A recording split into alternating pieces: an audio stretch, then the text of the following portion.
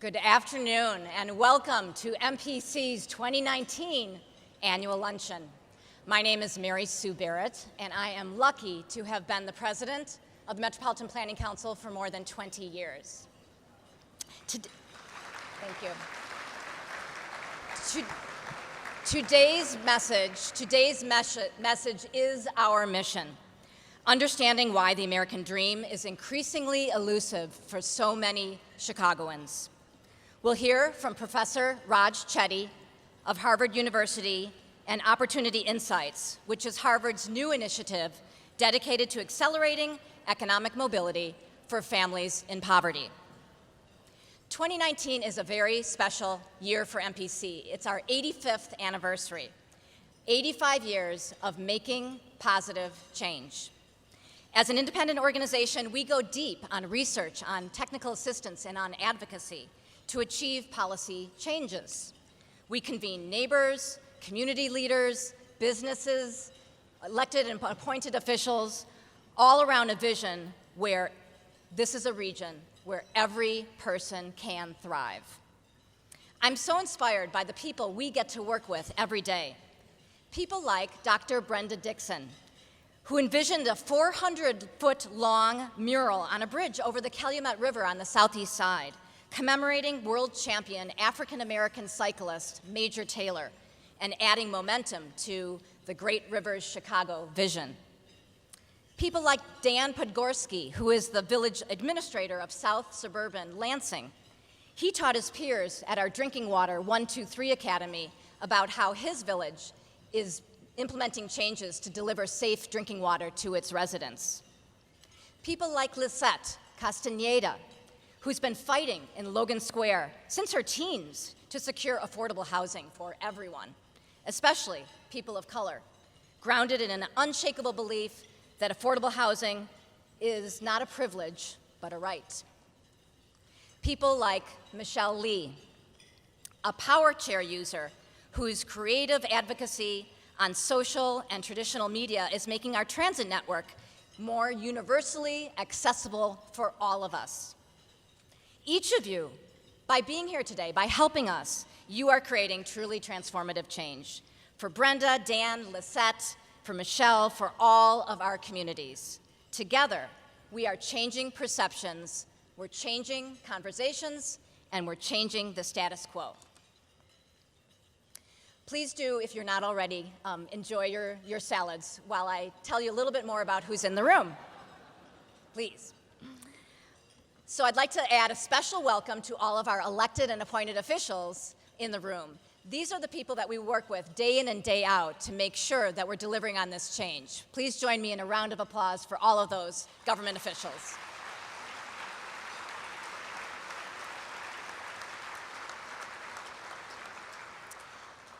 Today, I have a feeling of overflowing with gratitude. Why? Because PNC has been our presenting sponsor for 14 years running.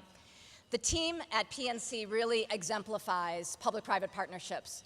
They marshal all of their resources to deliver improved conditions for the earliest of our learners in our region. So hats off to all of you at PNC and their leader here in Illinois, my friend Scott Swanson. Thank you. I'm also really proud to recognize our champion sponsor, the Crown family, whose patriarch, Lester Crown, has been a board member of MPC since the early 1980s. And I know for me and so many in the room, he exemplifies, he's our role model for how you drive change and how you right wrongs. Special thanks to our host committee, which was instrumental to creating the momentum that got us to this success today. And I'm particularly grateful to our $25,000 lead sponsors. Please hold your applause while I complete reading this impressive list. Abbott, BMO Harris Bank, ComEd, Kent Doughton, Janet and Craig Duchessois, Exelon, Wilbur Gantz, Harris Family Foundation, Ned Janata, JLL, Jones Lang, which is Jones Lang LaSalle, LaSalle Investment Management, Mammoth Dunes, John and Jean Rowe, Pat and Shirley Ryan, SunCoke Energy, and Wintrust. And we'd also like to warmly thank our 16 $10,000 benefactors whose names are proudly displayed now on the screen. And we have 50 $5,000 patron sponsors. Each of you played a critical role in today's event and are also listed in your program book. We salute all of you. Thank you.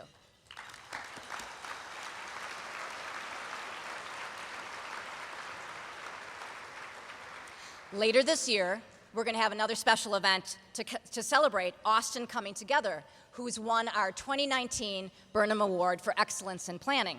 But with all of you movers and shakers in the room today, we couldn't resist sharing just a few images of how Austin Coming Together advocates for unity, transparency, collaboration, and importantly to us, action. Input from more than 400 residents helped create their quality of life plan, and they've already attracted $2.6 million since just last year. That's been used to open a new community center and launch a community youth council. I'd like for Darnell Shields and all the representatives of Austin Coming Together to please stand and be recognized. Congratulations.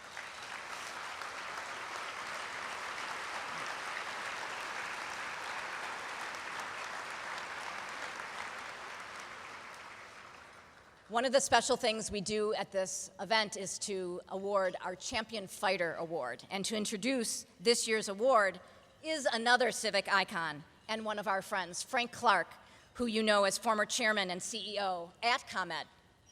The Chicago Board of Education, the Museum of Science and Industry, Big Shoulders Fund, and more, all have benefited from his leadership. Today, he's here to celebrate our champion fighter and his good friend, John Rowe.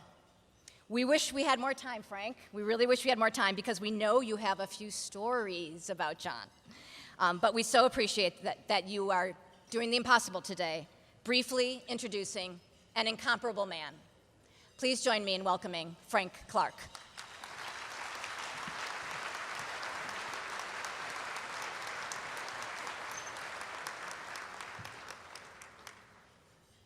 What a wonderful room.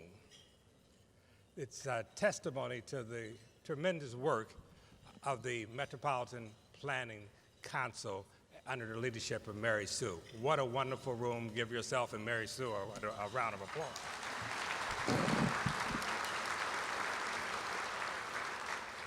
When I arrived here, a nice young lady came up to me and says, "You're Frank Clark, and I want to tell you, keep your remarks brief." She then took me to a wonderful Harvard-educated young man who told me, "I know you're Frank Clark, keep your remarks brief." Mary Sue, who welcomed me with a warm embrace and a big smile, said, "Frank, keep your remarks brief." John, my time's up, you know.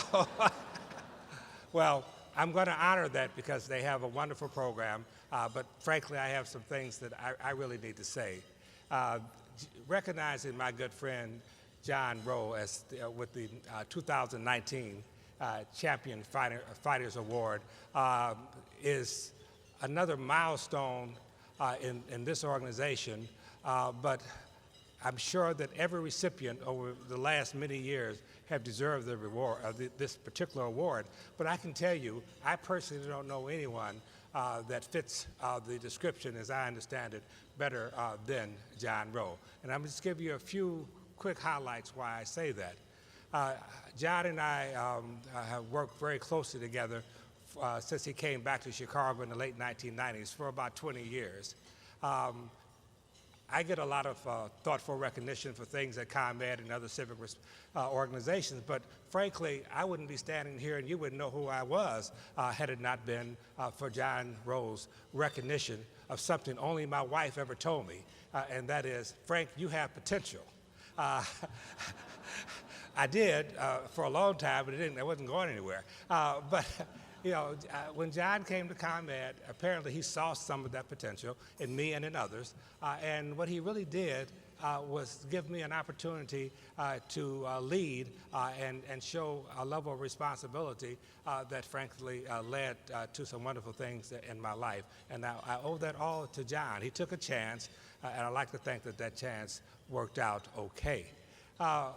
John's leadership in so many areas, his civic leadership, the list of organizations would fill a book. I don't need to list them. The work he's done with immigration.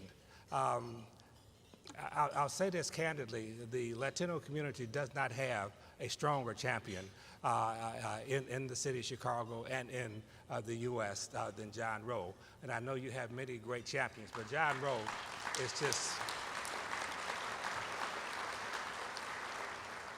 he's so passionate about this and passionate about some of the injustices that he sees and really wants to change. So interesting what you don't, and I'm mindful on my clock. I got 2 minutes in my head. It's 2 minutes somewhere. John was raised in rural Wisconsin, and John went to a school that had one classroom. He really did. I actually have seen the place. You wouldn't expect that kind of background to lead to this Renaissance man, a person who believes that everyone deserves an equal chance and will put himself on the line to make sure that you get that chance. His leadership in education is an area particularly near and dear to me, speaks for itself. He and his wonderful wife funded the Rowe Clark Elementary School, high school I should say, and hundreds of kids are getting a quality education there today. They funded the Rowe Elementary School and continue to do so even today, and his work at the Illinois Institute of Technology and other institutions in the city of Chicago. In closing, here's how I'd wrap up my view of John Rowe and why this recognition is so appropriate. It's not just the organizations you belong to, it's not the leadership that you have in corporate America, it's not how much wealth you may actually obtain throughout your life, although that part is okay.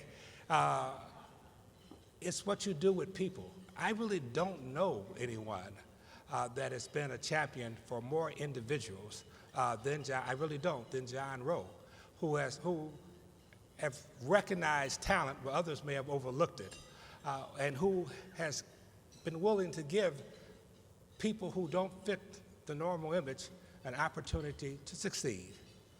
That's my friend John Rowe, and he is very deserving of this recognition. John Rowe.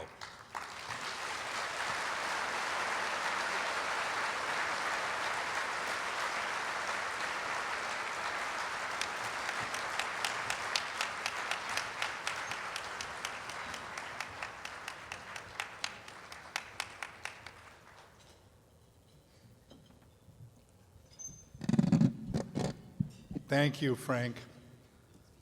Thank you, Mary Sue. Thank you, everyone. 7 years after retirement, being trundled out for an event like this is an even bigger honor than it would have been while I was working. Mary Sue asked me two things. One was not to talk too long, and the other was to keep Frank from talking too long. Now, since Frank is saying nice things about me, why the hell am I going to gag him? But seriously, Frank and I were a good team for a long time. We will always be close friends. And it really is a pleasure to be here. It's a pleasure to thank all the people in this room, all of whom try in their own way to make this city, this state, even the larger community a better place.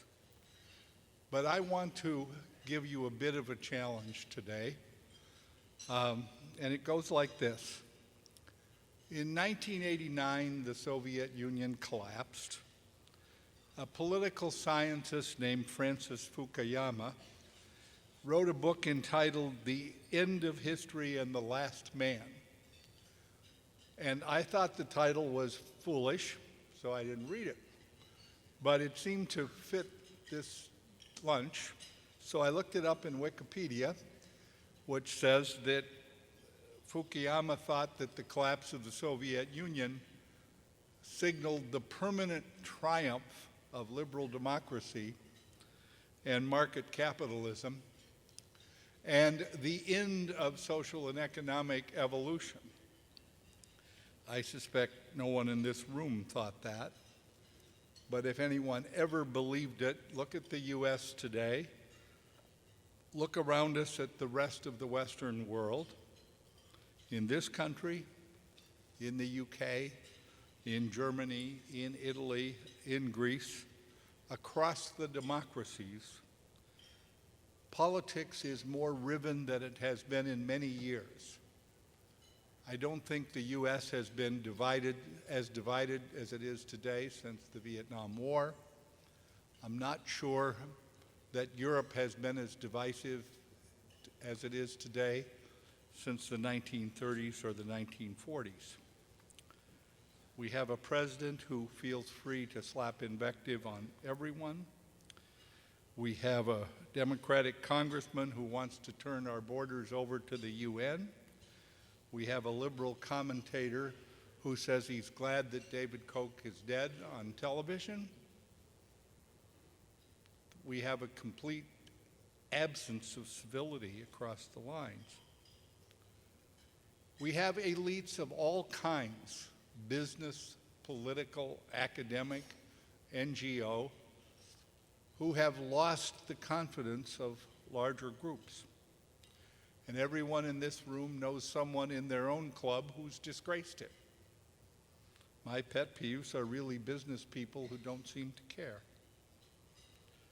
But in the end, we have to keep both liberal democracy and market capitalism, and we better all be working on it. It is commonly said that war is too important to be left to generals, even though we have very sophisticated generals these days. No one in their right mind would leave all of energy policy to people like Frank and I, even though we have more of a conscience than most. I've learned in my education work that education is also too important to be left to professional educators. We are all frustrated, and yet we need the expertise from all of these things if we're going to solve problems, if we're going to do the kinds of things the Metropolitan Planning Council tries to do. Now, this is a pogo problem, not a Plato problem. We've met the enemy and he is all of us. Every one of us has strong opinions on how things should be solved. And I'll bet there are as many different opinions on as many different issues in this room as there are in the larger society. And yet somehow we need to keep working on it. Needless to say, in my 2 or 3 minutes, which I probably extended to 4, I can't tell you how to do this because I don't know either. I will give you one thing, though. You have to listen to and get input from as many kinds of people as you can. It's one thing to help give them your perceived wisdom, but you have to get theirs. There are many, many people in this room whom I have the honor to know. I treasure your friendship greatly. But the truth is, I treasure what I've learned from Latino immigrants, from people like Rebecca Shee, who runs our immigration group, from the Black and Hispanic kids at our high school. They teach me as much as you do. So I urge you to listen. It's amazing what you can learn out there, and try not to spend your time with people just like you. I'll end with one little joke. A Catholic dignitary said his worst fear was standing in line at the pearly gates and hearing St. Peter say, "Mother Teresa, you have not done enough." Ladies and gentlemen, we have not done enough, except for Lester. Lester has done more than his share. So I urge you to look for new ways to listen more, and to find new ways for problem solving, because at a time when we are more prosperous, more comfortable, we have more opportunities than we ever have had, we also are more bitter about it. Thank you very much.